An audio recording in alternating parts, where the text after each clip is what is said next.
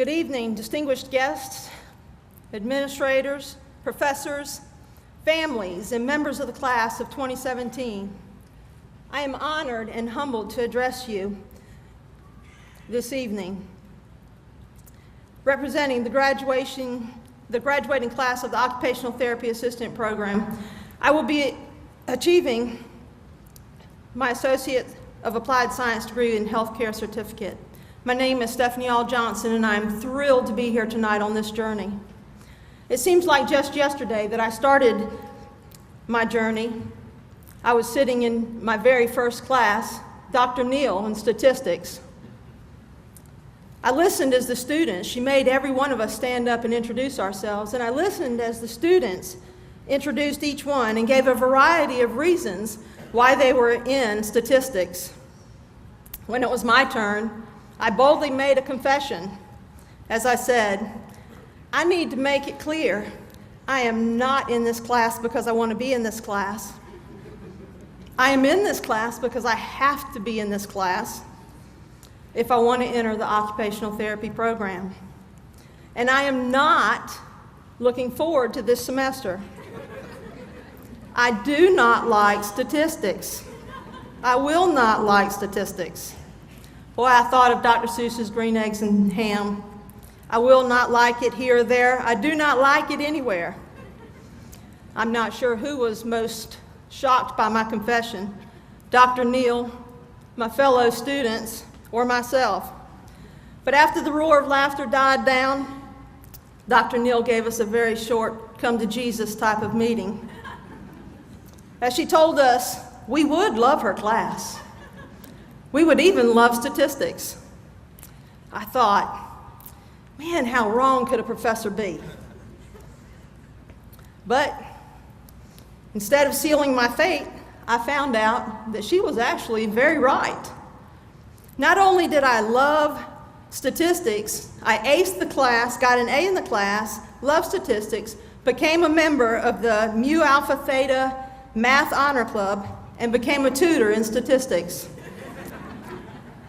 Oh, how quickly the way I thought, the way I felt, and the circumstances I was in changed. You know, kids often think about what they want to be in life just as small children. When I was young, I wanted to be a surgeon. But when I grew up, I went off to college on a full ride scholarship to play softball. I was at school to play softball. I was very clueless about what I wanted to do in life. But I obtained my Bachelor's of Science degree in Health, Physical Education, Recreation, and Dance. Upon graduation, being as clueless as I started work in retail. I was a retail manager until I was so miserable at what I was doing that I had to quit my job. My life needed a change because happiness and getting away from high stress that I didn't need was more important than the money I was making. I accepted a job in law enforcement. I worked as a forensic investigator, processing crime scenes and evidence, solving the riddle of who did it and how was it done. I absolutely loved my job. I soon got married, had children, and I moved to Arkansas to be with my husband at a job he accepted there. I became a stay-at-home mom, raising my two younger children that I had while I was there. Life was great, but life changes. And sometimes those changes are not in our control.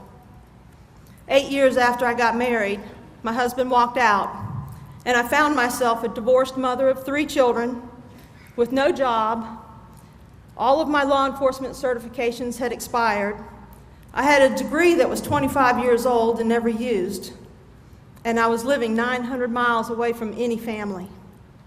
I was very lost. I knew right away that I needed more education if I wanted to support my children with a job that paid money. So I returned to South Carolina, and I returned to school to achieve my Master's of Education degree while volunteering as an assistant softball coach at Lander University. Upon graduation, I accepted my dream job. I was a college softball coach. I was getting paid to have fun. But the price had to be paid, and I had to move to Indiana to do that. While I was there, I started work on my doctorate degree in education. But very quickly, I found life changes again, and unexpected health issues will often interfere in life. While coaching, I was hit by a softball in my lower leg, and within 2 weeks of my injury, my foot was fully infected, and I had a large fracture in the bone that the doctors missed at the emergency room. The infection spread into the bone, and for the first time, I heard the word amputation as a possible treatment, and how I may never walk properly again. But multiple surgeries later, I still have my leg, and I even completed a 5K, as that was my goal at that time. But the damage was done. The sound of a bat hitting a ball sends my heart racing so high they would hospitalize me. Life as I knew it had completely changed. I knew I needed a new and completely different path in life. I also knew that that meant I needed to go back to school. My youngest kids, Cassidy and Samuel, are sure that I'm addicted to school at this point, but I'm sure you that I am not. Piedmont Technical College was the closest school to where I was living, and keeping in mind the lessons I've already learned in life, I chose the Occupational Therapy Assistant program. Prior to this time, I had never heard of occupational therapy.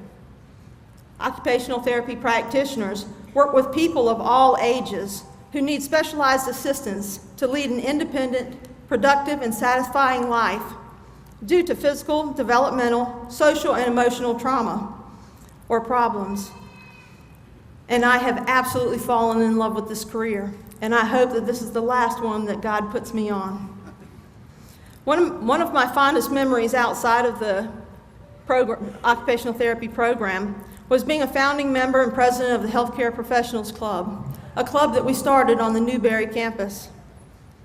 We're a group of students searching for ways to volunteer by serving others, serving our school, and serving each other. Our first year was a huge success. We exceeded every goal that we set. We had 3 successful food drives of more than 1,200 cans of food donated to local food pantries. Volunteered at a health fair at a local assisted living where we made many friends. We had 2 campus cleanup days, 2 lab cleanup days, and created a lab emergency cleanup kit, all the while accumulating more than 1,000 hours of free tutoring in different subject areas. To watch the real impact of this club was amazing. The ladies at the assisted living, where we volunteered, we now go back and visit with them, and the big smiles that they have on their face when we come and call us by name, friendships that are formed. Someone has food in their belly tonight because of the food that we were able to donate to the local food pantries, and those people are thankful to have that food. Students call me mom and give me big hugs and truly care how I'm doing. They have shown me so much warmth and love, and in their individual classes, those same students think of each other as sisters and brothers, their family that some of them never had.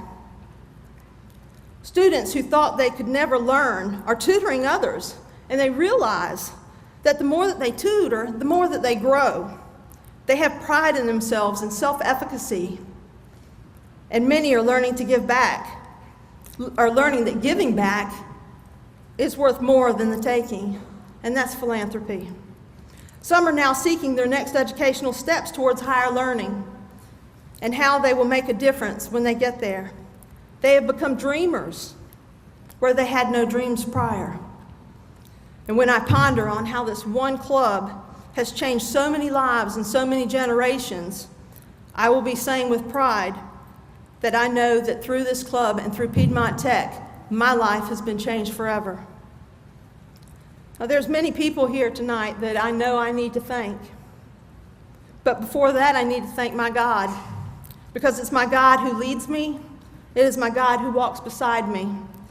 He carries me often as he teaches me lessons in life. He has been with me since day one through every trial I've been through, and I am so thankful to have God as my Savior. I want to thank my mom and dad for their love and their support, with whom I could not do this. And I am so glad that you're here tonight to support me. I want to thank my kids, Alden and Samuel and Cassidy, who have been so patient and understanding of the sacrifices that they had to make so that I could be here. It was a group effort. I could not be here on my own, and they were a big part of it, and I thank you. I want to thank my professors, especially Audrey Wilson, who has been the backbone of the occupational therapy program, for her knowledge and patience, for the energy at all hours of the days and nights, for getting us through every roadblock and bump, and we have been through our share in the occupational therapy program. But she assured us that this day would come, and she was right. I have a special thank you to Beth Jager, Jennifer Moore, and Dr. Neal on the Newberry campus for being my sounding boards, for being my advisors, for being my friends. When I was so stressed out I didn't think I could make it, they reminded me that changes are growing me and that I could do it. I love each and every one of you, and I am forever thankful for you in my life for such a time as this. I want to thank my classmates for the love, the heated discussions that we've had, for the arts and crafts, for the long hours of studying, for the group effort that it took to get every single one of us here, because we did not lose a single person in our program. And it's because we all stuck together, and I am thankful for you for that. Now, to my fellow graduates, all of you in all the programs, life is about to change. It is exciting and it is scary at the same time. Some of you will enter the workforce, and others will continue with education. I plan to start work, and I hope to begin that master's degree by the fall of next year. The road ahead promises obstacles. There is no doubt they're coming.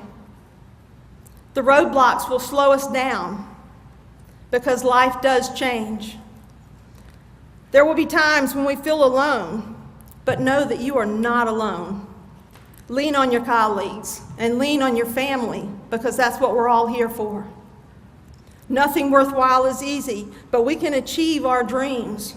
From this day forward, let us believe in ourselves. Let us never stop learning. Let us never forget to give back to those who have helped us and to those who will follow in our footsteps.